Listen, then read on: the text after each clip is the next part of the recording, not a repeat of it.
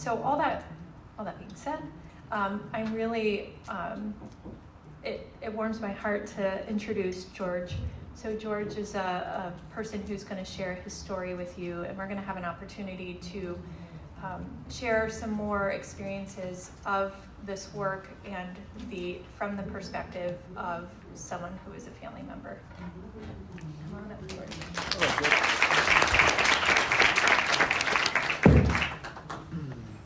Well, I hope I don't get too emotional over it, but I do.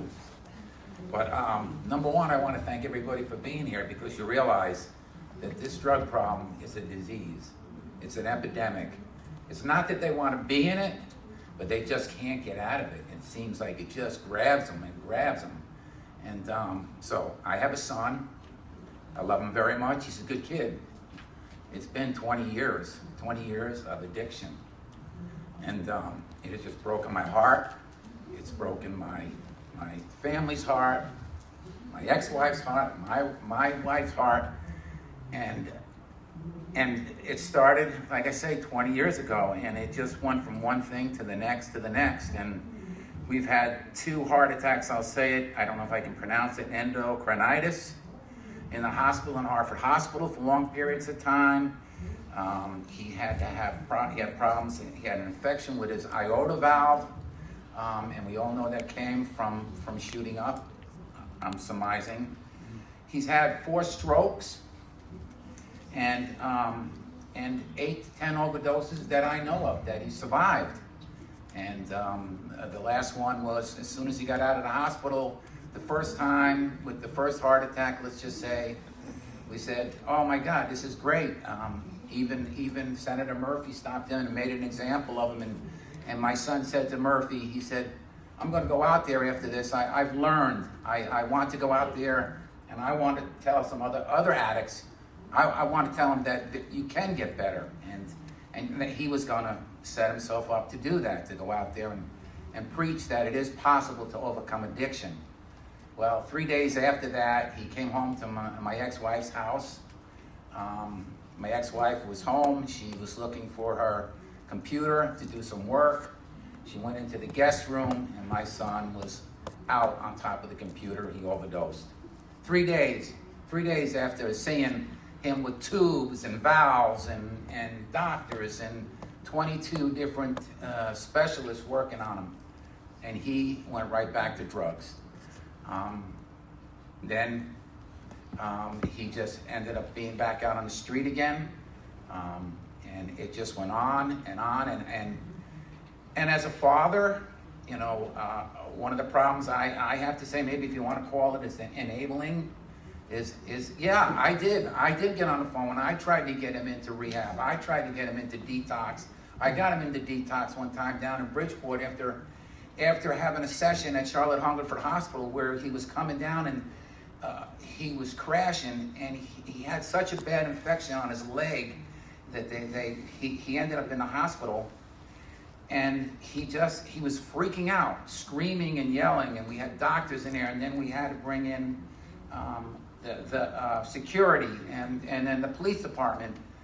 And it still didn't do anything, and it still didn't come home. And that night was an absolute nightmare, and I brought that to the opiate task force a few days later on, because at 2 o'clock in the morning when I finally found him, because he actually pulled the intravenous out, he took off at the hospital, left with an infection in his leg, bleeding, the whole thing, and just walked away. I didn't know what to do as a father. I stood there for probably about 20 minutes, and by then he had kind of escaped down Hospital Hill Road. And anyway, I went after him. I found him that he was in Cumberland Farms, got him in the car. It's about 11:30, 12 o'clock. The problem I had is we didn't have anything in common anymore. You know, we here I am in the car, and what do I communicate? You know, how do we communicate? And he's crashing, and I'm trying to communicate with him. And it wasn't like, well, you know, what do you think about the Buffalo Bills? Whatever. There was just, it wasn't there. The feeling wasn't there. Anyway, I actually pulled over at 2 o'clock in the morning. I pulled over to a Torrington policeman and just asked him, is there a place that I can take my son to? It's just that the two of us can kind of get a relief And he said, no, there's nothing in Torrington, I'm sorry. And anyway, we made it through the night. I was fortunate enough to meet a gentleman at the opiate task force named Ralph at the Charlotte Hungerford Hospital, and he handled these situations when they came into the hospital. So he was able to get me into a detox center down in Bridgeport that same day, and I drove my son down there, got him to the detox place, fighting with me all the way, got him down there, got him in, and they said to me, we're sorry, we can't take your son. And I said, what do you mean you can't take my son? Well, we need 5 pairs of underwear, and we need 5 pairs of socks, and we need 2 pairs of pants, and we need so many t-shirts. And so I said, I'll tell you what, you hold on to my son, I'll go to Kohl's, and I'll get all you need, just give me a list, and I got it. Next day, guess what? My son takes off with the clothes I bought, and he sells the clothes, and he's back out on the street again. So, so I didn't know that there was anybody that could help me. I felt I felt lost. My ex-wife felt lost. My wife was hurt. When I hurt, she hurts. When my son hurts, he hurts us all. Hurts my daughter. Anyway, so I was fortunate enough to get involved with McCall. They had a group session there, and they had this girl, Leanne, and so I got in touch with other families and I'm saying, well, geez, I'm not the only one with this problem, which kind of relieves some stress from me. And again, the whole thing, what I didn't want to do is I have a great marriage and I have a great wife, and that's really one reason that's kind of kept me on my feet and kept me going through this. But I learned that I wasn't alone, and so I did that for a little bit, and then I just kind of said, my son just doesn't want to come around. We, invite him for Thanksgiving, and he never comes, and I invite him for Christmas, and he never comes, and then the time that he comes, he surprises us, and he's high as a kite. And so where do I look? How do I feel? I'm pissed. I'm upset. I don't want my son coming to my house when I haven't seen him in 2 months, and he's high as a kite. Anyway, so I guess really what I'm trying to say is where do we all get our strength from? And I found that I can get my strength through a young lady named Farah, and she has helped me. She's a recovery coach, and and we're talking about this family recovery, and she really has helped me. And I'm not gonna be too much longer. I'm gonna touch on a few things that she gave to me that went to my heart. But it's how many times do you go through this? And I'm just gonna say, for me, it's that I say to myself, I can't do this anymore. When he hurts, I hurt. You can only be so much, you only bring so much back to your wife and your family. Where do you get your strength from? How many times have I said he took me to the limit and I'm done? I didn't do this. I didn't do this. He did. But I'm his father, so I'm responsible for him. I want to be successful with him. I want to feel that I have a son that I love, that I can go out hiking, because we used to hike and we used to go camping and we used to do, excuse me. So anyway, I just been very fortunate, and like I said, I've been saying, will this ever get any better? Well, my son had a second heart attack, and in fact, I have his coach right here, Kevin from CCAR. Been very instrumental in helping my son in the hospital. He had a second heart attack, or really a second endocarditis, aorta valve infection, if I said that right. And I was very fortunate to have met Kevin and had Kevin working with my son along with Juan and a few other people. So anyway, so really what am I getting to and where am I going with this? My son now is in a nursing home. It's going on 90 days right now. And so it's been tough, but it's the 90 days. It's been the best time I've ever had with my son. I go there, we go hiking. He's not really, he can't hike, but he can walk. He's got to get his strength back. But we can spend some time, and we can talk about the Buffalo Bills, and we can talk about some other stuff. Remember the time we went camping, remember the time we did this. And here all of a sudden I got this love back that I lost for 20 years. But here's what I'm here for, and really what I'm here for is to say, I feel blessed that I did meet Farah. And here's some things that I thought were pretty interesting. So I would meet with her, and I'd go and meet with my son and spend some time with him. And she would say, I hope your visit goes better than expected today.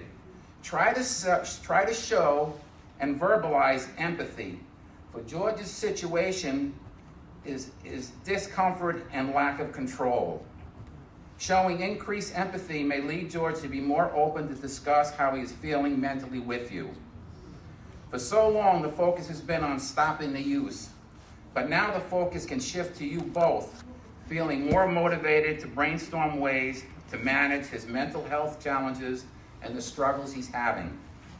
The goal continues to be for you to preserve your relationship with your son, and keeping in mind the tough mental health place that he is in will hopefully increase collaboration in both directions to preserve and better your relationship. Here's another one. You're doing a great job preserving your relationship with him while also being aware of your own feelings and the anxiety that comes along with having a relationship with him still. You may never be at peace with those uncomfortable feelings, but you're really doing a great job accepting the discomfort and continuing to move forward. That's just a few of the things that Farah has brought on to me in the meetings, and then has followed through from the meetings. And we all need to hear positive reinforcement, and that's what I was getting, and that's what I was missing. And you know, I had this attitude towards my son. I mean, I always wanted it to be better, but after I saw him or I tried to contact him, I had anger and animosity. And so she's brought me to the point to think of it in a different way, that he is my son. And right now, he's in a nursing home. He is on methadone, but he's not doing any drugs. It's been 120, 140 days now, and I can have a regular relationship with him, and it's great. It's good. And really, you know, what we all need to do, we all need to hear positive reinforcement, and that's what it really comes down to, and that's what I got. And I feel really good about it, and she was really helpful, and I have to say I highly recommend it. And I think either as a family or as a single individual, we all take in all this anger and hate, and then sometimes we come home and we have our wives, and I'm calling my ex-wife and saying I can't take it anymore. But when you have somebody that can explain the situation a little better, and so I would meet with her on Mondays, and then I'd go and see my son on Tuesday or Wednesday, and I'd feel a whole lot better. I would feel that I could take the challenge. I can look at him and look him in the face, and he can talk to me and look at me in the face, and eye-to-eye contact. Anyway, so it's been a really good thing. I highly recommend it. I could go and tell you a whole bunch of things like that she has done, like give yourself some time and grace. It might be a little easier to remember that it's his disease making those hurtful statements towards you, not your son. Hurt people hurt people. And he has hurt me many, many times, if not directly, you know, by sending me text messages and everything like that. And anyway, I guess I should close here. I just want to say that I highly recommend it. And here's the good news. I'm driving here from Torrington, and we're having some problems finding a place for him to go after the nursing home. It's going on 90 days now. And Kevin has been helping us look for it, and Juan has been helping. And Joanna, Joanna is the counselor, but not a counselor. What is Joanna? Not sure. Okay, anyway, she works. It's not coming to my brain right now. Anyway, so she's been working with my son, and so has the manager. And so he calls me yesterday. He's all upset. He has no place to go, and I'm talking, you know, CVH. This is the place is going to have medical attention and psychological attention. This is where and drug attention, and this is the place we got to get you to, because McCall is not ready for it. McCall Weeks is not ready for it. anyway, he has made the calls, which, you know, he never likes to do anything himself. You know, it's always, would you know, help me do this? And he's 40 years old. But he got on the phone, and I was 10 minutes away from coming here. And he called me and he said, Dad, I'm on the waiting list at CVH to get in. And Dad, what the nursing home said to me is that they would try to get me an extension because he's been here for 90 days. Get me a 30-day extension until I can get in there. So how do you think I feel? And I think the most important thing is he did it on his own without Daddy being there and telling him to do it and pushing him. And again, and I like to thank McCall. I really like to thank Farah so much for her help, the whole group, and Kevin and Juan for their help. And you know, sometimes we just can't do it ourselves. And sometimes having somebody to extend an arm out to you, it just is what it's all about. So anyway, that's my story. All right.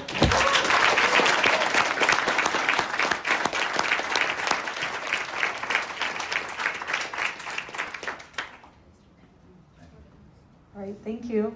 And thank you, George, for your love and your heart. It just shows. And the care for your son is beautiful. And we appreciate you sharing your story here and being so vulnerable.